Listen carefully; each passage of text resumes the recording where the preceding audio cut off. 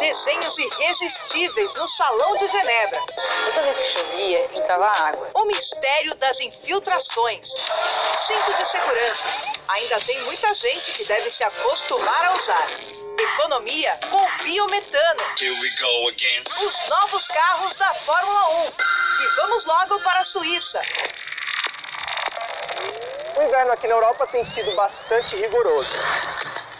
Só que para o primeiro salão do automóvel europeu, em Genebra, a temperatura está bem mais amena. Eu, por exemplo, abri mão até do casaco, mas está 10 graus, o que é frio. Por isso, vamos logo lá para dentro, porque está bem mais quente até de novidade. Esse é o tipo de salão de arte. Olha só esses carros de corrida estilo retrô. E todos com motores elétricos que chegam aos 110 km por hora. A fabricante De Vinci trouxe 3 versões: Brigitte, Lucy e Adele. A autonomia de um DB718 pode chegar aos 230 km. E ainda o motor a combustível. No tanque apenas 8 litros, só para emergência. A Bugatti surpreendeu aqui no salão e trouxe um modelo chamado La Voiture Noire, ao sotaque francês. É um tributo para o tipo 57, que era um modelo que o próprio dono da Bugatti usava na década de 30. O designer atual tentou replicar a elegância de antigamente como se fosse o próprio dono que desenhasse hoje. Será produzido apenas uma unidade. O preço equivalente a 63 milhões de reais e já está vendido. O Type 57 é uma referência de design desde os anos 30 do século 20, sempre com 2 lugares. Em 1936, tinha uma traseira mais arredondada. Em 37, 2 cores e um estilo mais clássico. Genebra é conhecido como um campo neutro, porque não tem uma marca suíça, quer dizer, não tinha. A Fiat estreia aqui no salão com um carro 100% elétrico. E de nova, ela não tem nada. O fundador é o bisneto do Ferdinand Porsche, o criador da marca alemã. O diferencial aqui é uma bateria que não vem da indústria automotiva e uma carga ultra rápida, além de um sistema de resfriamento com a passagem do ar, ao contrário do normal, que é com a água. O Mark Zero é o primeiro a usar o nome da família. São 3 motores elétricos. As baterias ficam ao longo do túnel central. Mas a família Porsche também tem novidades. Essa é a 8ª geração do 911 Capri. O presidente da marca conta que é sempre um desafio equilibrar tradição com os novos pacotes de tecnologia. Ele falou que esse aqui é o carro certo para Genebra justamente porque começa aqui a primavera, é um carro cabrio, tem tudo a ver. A versão coupé, que foi a primeira apresentada em novembro, foi no Salão de Los Angeles, pelo fato da Califórnia ser um estado muito importante para a Porsche e ter um volume muito bom de mercado. E aqui fez todo sentido trazer esse carro cabrio aqui para Genebra, colocar ele no palco principal, porque começa a primavera aqui na Europa e faz todo sentido. A capota fecha e abre por completo em apenas 12 segundos. O motor é um 6 cilindros boxer de 450 cavalos. Tá bom, né? Daqui a pouco você vai entender por que é um salão que cresce em número de expositores. Olha só que bom negócio! Abastecer com resíduos orgânicos. Resolvi os problemas ambientais, eu tenho o adubo, tenho o biometano. Tem um detalhe também que o PVA tem 75% de desconto também. Com o agronegócio cada vez mais tecnológico, um avião elétrico pode ser uma senhora alternativa. Em inspeções na fazenda, isso aqui seria o ideal, né? Um avião de pequeno porte, cujo combustível você obtém da tomada de casa. E tem alguns lugares que parece que a natureza exige que o veículo seja um pouquinho mais sustentável. O Parque Nacional do Iguaçu é um deles. O ônibus híbrido roda mais com motor elétrico do que com o diesel. Tem um gráfico aqui que mostra a bateria, como é que tá a carga dela, tudo. Tá. E conforme você vai freando, ele vai carregando. Aí você parou, automaticamente ele desliga o diesel. Então até 20 km por hora você tá no elétrico. Tá no elétrico. Porque aqui tem que andar bem devagarzinho mesmo. Nossa velocidade máxima hoje é 50. Todas essas soluções inteligentes podem mudar muito a equação entre transporte e sustentabilidade no país.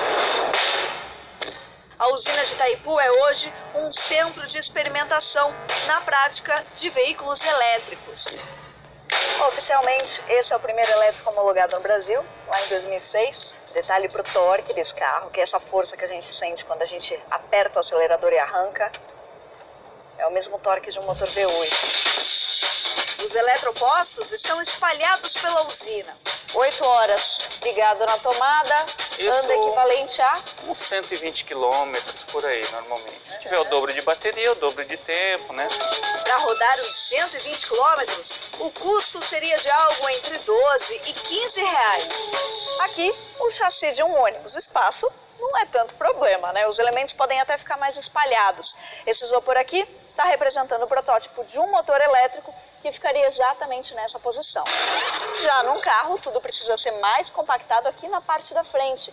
Então aparece num bloco só o motor, o diferencial, o inversor e o carregador. As pesquisas passam por uso do espaço, autonomia e também uso de materiais leves. Olha o caso do avião. Esse daqui é um motor que tem capacidade de 70 kW. Tem 8 kg cada um desses motores, feito com uma carcaça feita com materiais de terras raras. Quanto tempo de voo dura uma carga? Seriam missões curtas, né, de 1 hora. Primordialmente seriam aulas de aviação. E para a questão energética não existe solução única. Por isso, o biometano entra cada vez mais na mira dos pesquisadores. O biometano ele usa a mesma infraestrutura do gás natural. Então assim, a bomba que você está vendo aqui, o carro, esse carro ele roda biometano e ele roda gás natural. A diferença é a origem mesmo. O biometano surge da decomposição do lixo orgânico e resíduos. Na produção, entra de tudo. Aqui na usina, dentro de Itaipu, chegam os resíduos de 5 restaurantes e mais. Fumo de contrabando apreendido pela Polícia Federal, óleo vegetal. Já nesta fazenda, também no Paraná, o esterco das galinhas e dos bovinos são recolhidos por essa grade e depois viajam até o biodigestor, onde ficam por aproximadamente 1 mês. E as bactérias fazem toda a parte do trabalho, né? Que a ausência de oxigênio toda a matéria orgânica começa a produzir gás. O biogás passa por uma série de filtragens. A parte purificada vira o biometano. Os resíduos orgânicos todos são em torno de 600 quilos por dia. Já dá para abastecer toda a frota? É em torno de 200 abastecimentos por mês. A diferença no custo por quilômetro é boa, comparada ao etanol. Por exemplo, na cidade turística, a gente poderia ver como pegar os resíduos orgânicos de todos os restaurantes da cidade e com isso a gente produzir gás para os táxis, por exemplo. Colocando o táxi a um preço mais acessível, né? Porque é um combustível mais barato comparado aos outros combustíveis que a gente tem nas bombas. Em fazendas, uma outra razão. A grande concentração de resíduos na região impacta diretamente nos recursos hídricos. O objetivo é que os projetos de biogás viabilizassem todo o tratamento dos resíduos que são gerados na região através das atividades do agronegócio. Porque é uma energia renovável, está sempre aqui, todo dia tem disponível. O Auto Esporte volta já e mostra quando a infiltração vira um mistério. Cinto de segurança, o visual dos novos carros da Fórmula 1, mais supercarros.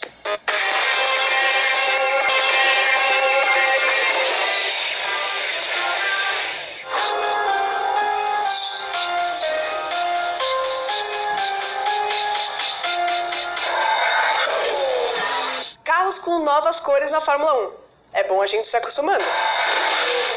Na Haas, preto e dourado. Lembra as antigas Lotus de Ayrton Senna, Emerson Fittipaldi? Aliás... O brasileiro Pietro Fittipaldi é piloto de testes da equipe.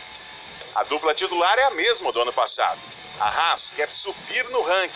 Foi quinto em 2018. A laranja mecânica ganhou um pouco de azul.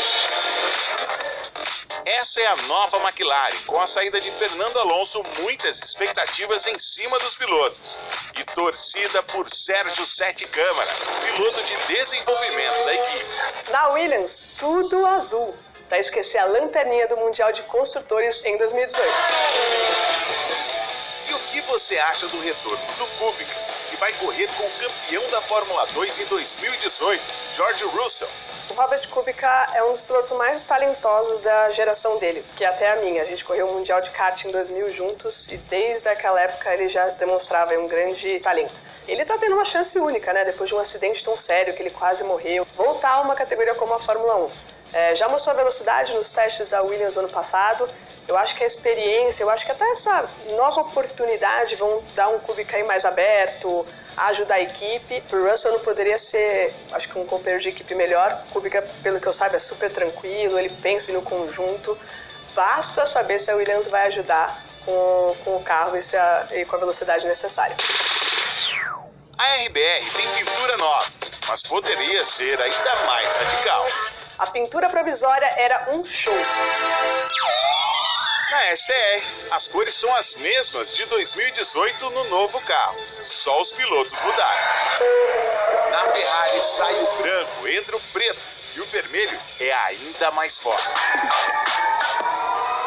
Alfa Romeo com vermelho e branco e a presença forte de Raikkonen. Funciona trazer um piloto experiente e um novato? Que tipo de troca pode trazer para a equipe? No meu caso, quando eu estreiei numa grande categoria mundial, eu tive um companheiro bem mais experiente e para mim foi fantástico, porque ele já tinha maturidade, a gente é de gerações completamente diferentes, então tem aquela coisa de ajudar como equipe, de ensinar. Acho que até por isso as equipes procuram trazer uma experiência num carro e um novato com aquela garra, com aquela vontade no outro carro. Porém, nem sempre isso acontece. Vamos lembrar do Hamilton e Alonso na McLaren. O Alonso já bicampeão, viu o Hamilton batendo ele na pista, a confusão foi armada, né?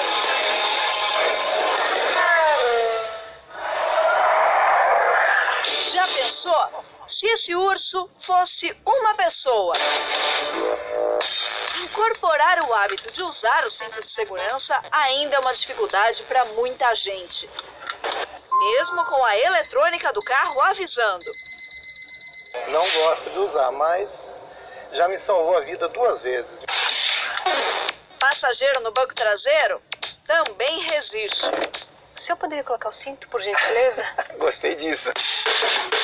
Você sempre pede para quem entra no carro botar cinto? Sempre. Muitas delas deixam de colocar. Qual é o argumento? Amassa a camisa, deixa preso. Se tiver calor, então... Nas estradas brasileiras, 4 em cada 10 pessoas esquecem o cinto. Em 2018, nós tivemos mais de 500 mortes no trânsito que poderiam ter sido evitadas se os ocupantes tivessem utilizado o cinto de segurança. A estatística se divide assim. Quem está atrás ainda precisa de mais consciência. Já os motoristas, lembrar de ser exemplo. Afinal, a lei que obriga o uso do cinto já tem mais de 21 anos. O Davi aprendeu com o pai. Você tá com cinto? Eu também, pai. Não?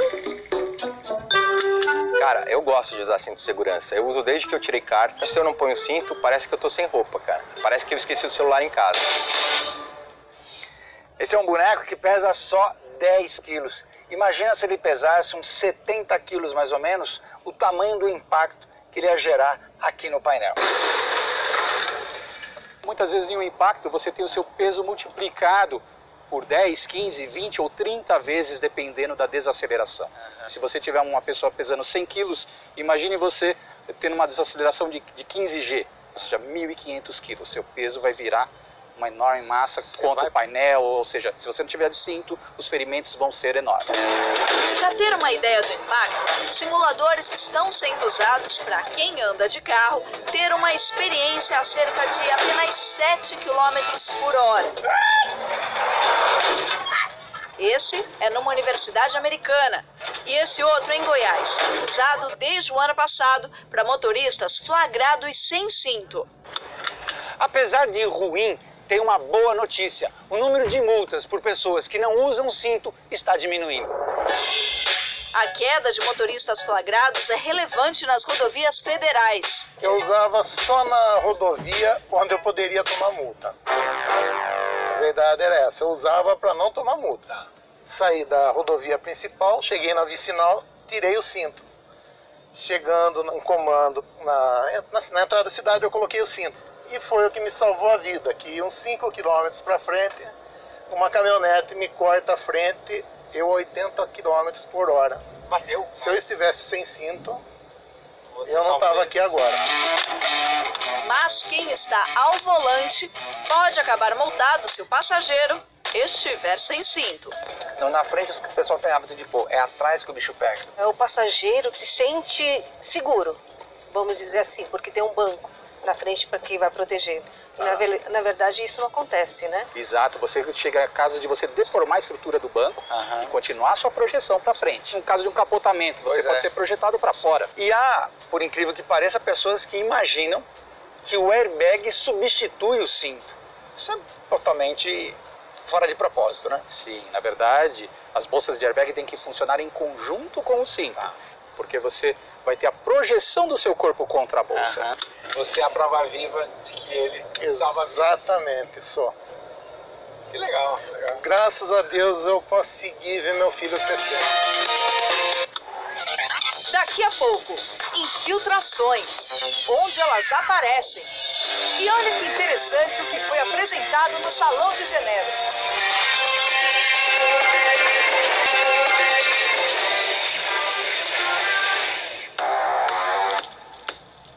Vários carros e um só problema: infiltração. Eu nunca ia imaginar que era calha entupida, gente. Esse caso aqui foi problema de infiltração através do vidro. Toda vez que chovia, entrava água. Então, um dos bancos sempre molhava. Ou era do passageiro, ou era do motorista. Abri a porta do carro para colocar a mochila no banco de trás, cheio de água. O dono do carro demora a descobrir por onde a água entra. Dreno entupido, por exemplo. Para limpar o dreno, às vezes é preciso desmontar alguma peça. Normalmente, as impurezas são tiradas com a mão. Quando não é possível, jatos d'água fazem a varrição.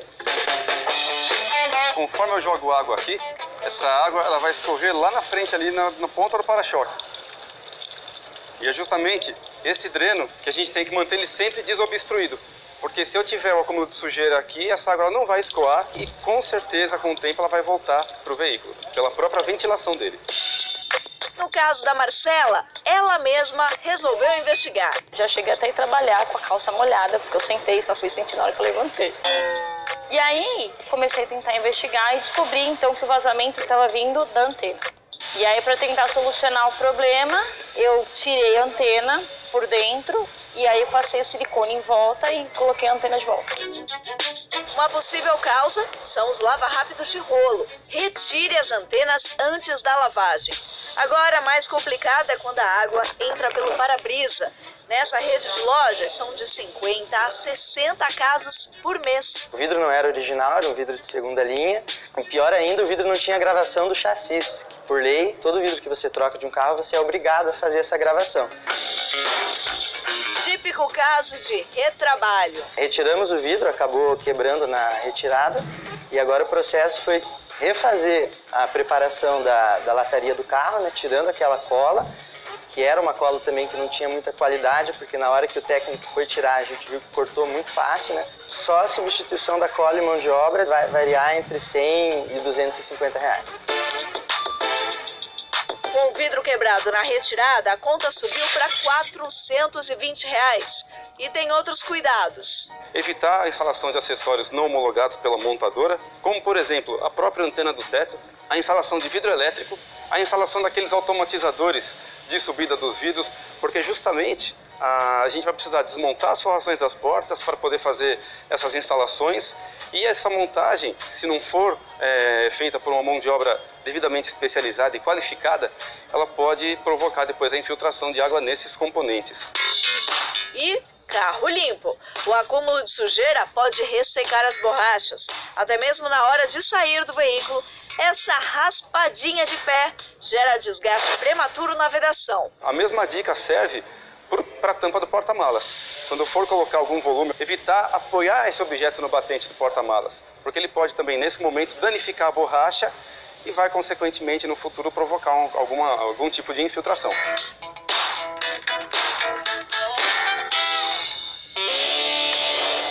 Um novo horizonte com os carros eletrificados.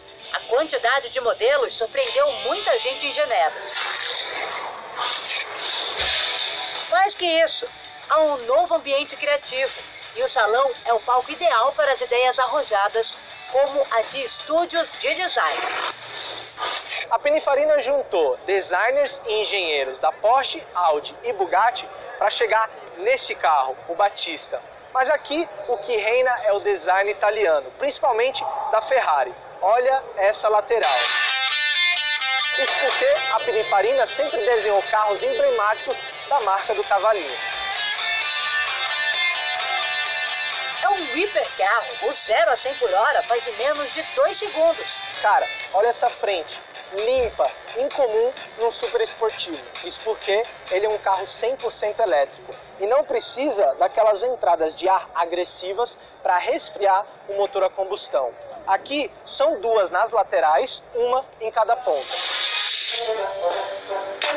Potência, o Battista tem o equivalente a 1.900 cavalos. Para ter essa cavalaria, tem um motor em cada roda.